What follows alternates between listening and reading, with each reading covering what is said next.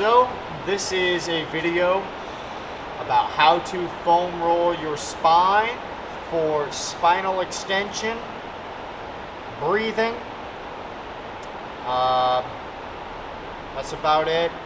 It's going to help you for spinal extension, back pain, clarity of mind. The list goes on. This is how to do it. So you're going to take a foam roller, put it on the floor, and I see a lot of people, they'll foam roll their back, and they'll kind of, get on the foam roller here, and a lot of times they'll go like this, and they'll just kind of go back and forth a couple times. The issue is, in that position, I'm still hunched. I'm still in a hollow kind of position almost. And, maybe they're doing it to roll out their back muscles because their back muscles are tight. But the issue is, we sit all day. I'm currently sitting. If I'm on a computer, I'm sitting, I'm hunched. Even when we stand and we walk with our modern shoes and whatever else, we don't have the best postures, and especially over time, that gets worse, especially as we don't explore those further ranges of posture. And spinal extension is one of the worst ones that our society has created. So, for that reason, when I lay down on this foam roller here, I'm going to lay down and I'm going to let my legs be long. I'm going to let my hips drop. So legs long, hips drop. And I'm going to let gravity pull my rib cage and chest as low over that foam roller as it can go. My arms, I do want them to be behind me for the best stretch. However, this is going to be very intense for some people. So, at first, just out in front of you is totally fine. The next step would be at your chest. So you'd put your arms, take them off the floor, and put them over your chest. The next step after that would be maybe your neck, and then maybe just touch your ears. Then maybe pat the top of your head. Another good one is to actually interlock your fingers like this and put it below your head. And the weight of your head is going to pull your arms and elbows down further and get even a better stretch in your chest. From there, if you got this position, it's just about extending those arms and then getting them fully overhead for the best stretch. I started, if you notice, on my kind of upper back here. On my upper back. I really like to put it basically at the bottom of my shoulder blades, kind of at about right there as I lay down, and then I fold over. From there, as I work through these positions with my arms and go for that best stretch, I would then move the foam roller down a little bit. So now I'm kind of somewhere in between my thoracic and lumbar spine. It's probably considered lumbar, but it is really in the middle. It's not low back yet, and it's also not upper back yet. It's kind of in the middle there. And you would also work through all of the same progressions. Then you can move lower to your low back. And then let those hips drop and legs extend. Arms back. Arms back doesn't mean as much for these lower back ones because they're, more your lower back and not upper, but it still does help to get those arms back. And then you can even go lastly right at your tailbone. Just put your tailbone right on the foam roller, and then again let everything relax. And you can really work on spinal extension the whole time. Based on the camera angle, if you saw, my belly just raised really high. If you go back a few seconds, my belly just raised really high.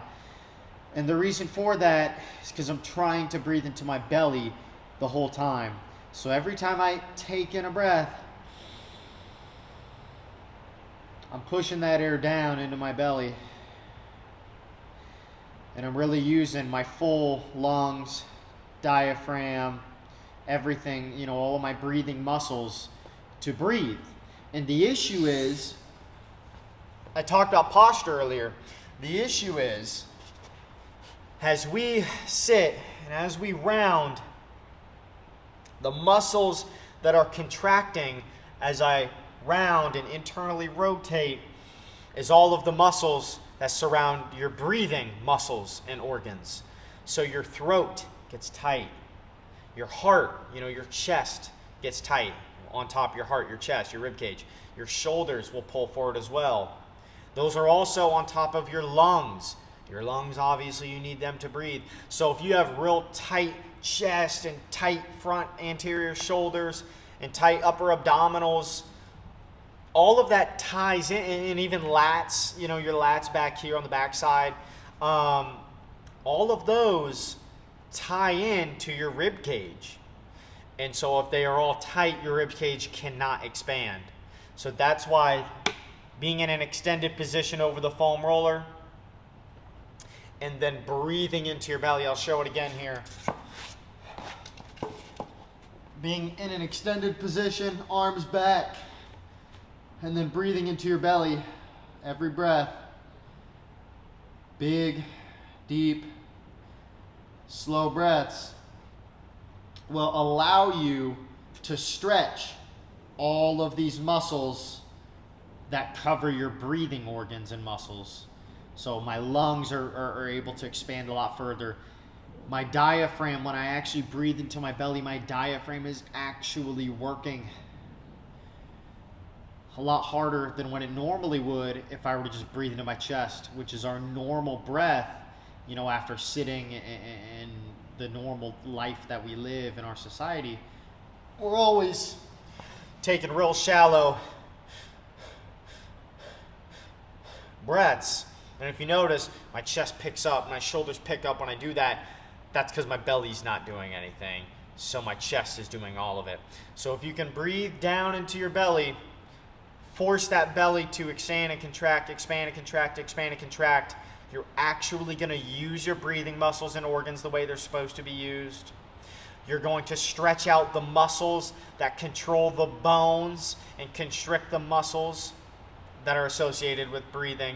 So what I mean by the bones is those muscles are going to constrict the ribs, which constrict your lungs and heart.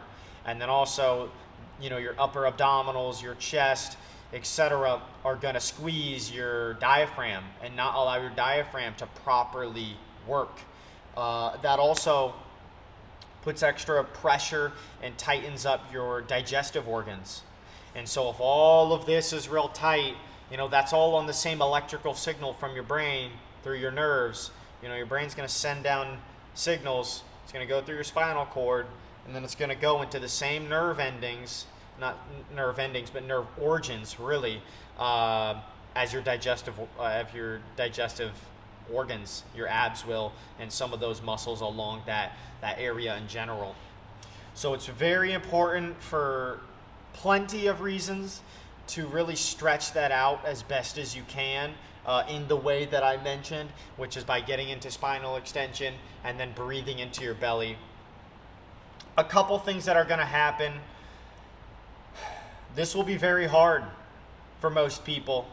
I've been doing this for years now, and I luckily got into it at an age to where my posture wasn't too messed up yet, and so it's not bad for me. But for a lot of people, it will literally feel like your spine is going to snap in half. And I'm not saying that to scare anyone, but I've felt it. I've ran my parents through this before. I've ran several, really dozens at this point, other people through this, and a lot of them have experienced that, especially as you get kind of to that midpoint I was talking about. Not quite lumbar, not quite thoracic, somewhere in the middle. That one really is a lot of times the worst. And your breathing will feel constricted because those muscles are at stretch, but they don't want to stretch. It'll feel like you can't breathe. It'll feel like you're choking, almost like you're being drowned a little bit. And so the only way to subside that pain, A is to stay calm. A is to stay calm. And kind of following that and alongside that is B, to breathe into your belly. And so if you can stay calm and breathe into your belly and allow those organs and muscles, your diaphragm, your lungs, your heart, to properly and fully expand and contract, and slowly as well, that will stretch the muscles that are currently holding them in a prison. This is pretty easy for me. For a lot of people, I said this won't be. This is pretty easy for me, and if you spend enough time with it, it'll be easy enough for you as well. And so from there, what do? Because you only have this, 6-inch, whatever it is, foam roller, and you got the floor. And so it's like, you can't really extend any further because the floor is there. So what you do, and I've done this a whole lot at home, I'll show it here now as well, is I'm going to have to move this tripod for this. You put the foam roller in a place where it is up. I'll show it here. I've got this adjustable bar. Here. I'm going to look at what my camera angle's like. Oh, that's money. That is money. Okay. So what I'm going to do here is I would go to one side of it, and I can do exactly what I talked about on the floor, which is to start on your upper back and then allow extension to take place. So for me right now, as you can tell, my voice is changing a little bit. It's harder to breathe here, but I just want to show you. And I'm going to go into the hardest position for me now, which is right about there. And I'm going to curl. That's the only way to get better, is to breathe and be slow and be patient.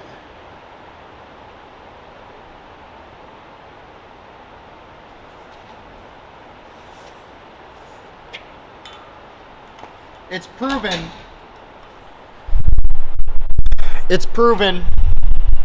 that it's your breathing muscles that constricts, because as you can probably see it in the video, as I went into some pretty intense extension for me, I started out with very fast breaths.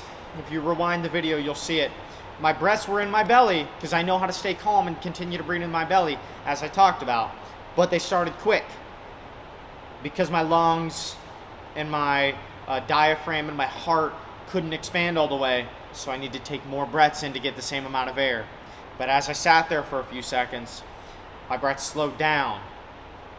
And every time I would breathe out, my hands would drop a little further. I'm sure you can see it. And I would drop a little further into the stretch by breathing out. And that goes all to prove that it is the breathing muscles and organs that are being constricted by your musculature that has bad posture, essentially. So this really has changed my life, genuinely. I think it'll change yours as well. This only takes a few minutes a day. You can start off on the floor, and if you can get to a spot that your breathing feels a little shallow, and it feels like, oh wow, this is a little painful, and you sit in it for a few minutes and continue to breathe, and then by the end of that few minutes, it doesn't hurt as much anymore. It feels more comfortable. That's a great place to start. Wherever, however you can do that, however long you can do that for, however often you can do that for, whatever part of the day. It really doesn't matter. All that matters is that you do it. And of course, consistency is key. So, at least once or twice a week, all the way up to once or twice a day is optimal.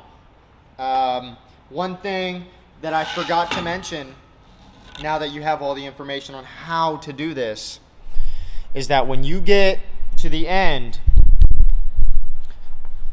of stretching. So after you've stretched out and you're feeling all loose and your breathing is all opened up, it's going to feel very wild. You finish off here. Take the foam roller out, set it on the floor, and lay back on the ground. It feels like I don't even have a spine right now, and I feel so loose and open and comfortable. If you have never done anything like this before,